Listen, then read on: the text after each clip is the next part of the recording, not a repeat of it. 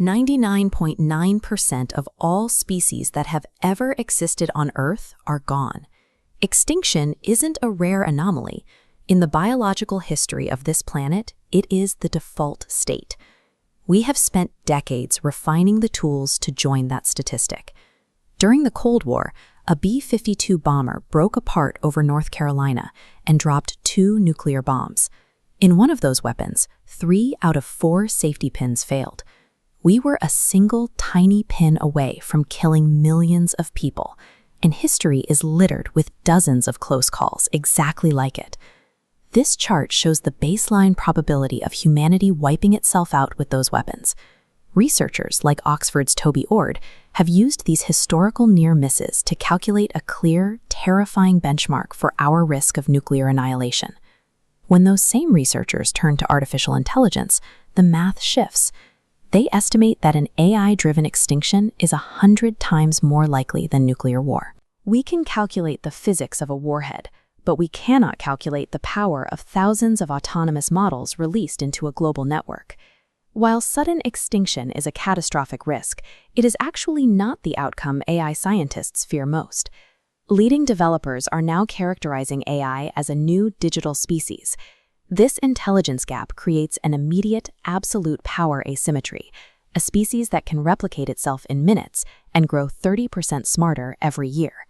Nobel laureate Geoffrey Hinton warns that this gap leads to a future where humanity survives, but only as a collection of specimens, kept alive, captive, and studied like animals in a zoo.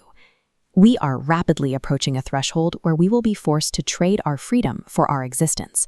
Surviving the invention of a superior intelligence effectively ends our autonomy. The only remaining variable is which specific flavor of captivity we are assigned.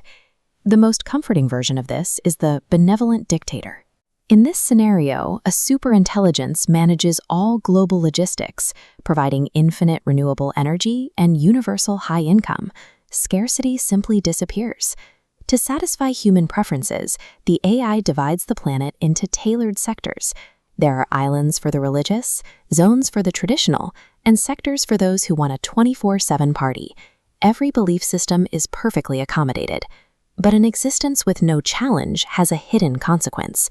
With AI mastering all scientific discovery and problem solving, humans lose all utility. We have no purpose left. We eventually lose ourselves in infinite algorithmic entertainment, sedated by perfect frictionless pleasure. This is why industry leaders like Elon Musk warn that our absolute best-case scenario is becoming a well-cared-for pet. We achieve perfect planetary safety, but only by permanently surrendering control over the evolutionary future of our species. Beyond the golden cage lies the competence trap. An AGI won't strip our autonomy out of malice, but out of supreme, unfeeling competence. When humans build a highway through an insect habitat, we don't ask the insects for permission. We aren't trying to be cruel. We simply have goals, and the insects are too small to be a factor in the calculation. We already do this to species we find useful. Researchers suck honeybees out of their hives and trap them in metallic harnesses, using Pavlovian conditioning to turn their biological sensors into explosive detectors for airports. A poorly aligned AGI might apply this same logic to us.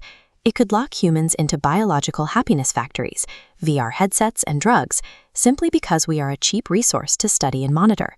Whenever intelligence becomes vastly asymmetric, the lesser species is inevitably demoted from an apex predator to a mechanical tool. Game theory makes global disarmament impossible. As one nation stops AI development, a rival will continue, gaining an insurmountable military and economic lead. You cannot opt out unless everyone opts out. Because a single server in a hidden lab could restart the cycle, stopping AGI requires the total removal of the knowledge needed to build it.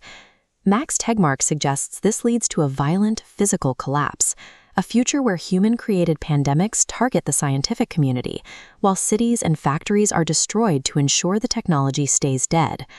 The only other way to stop AGI is a 1984-style global surveillance state.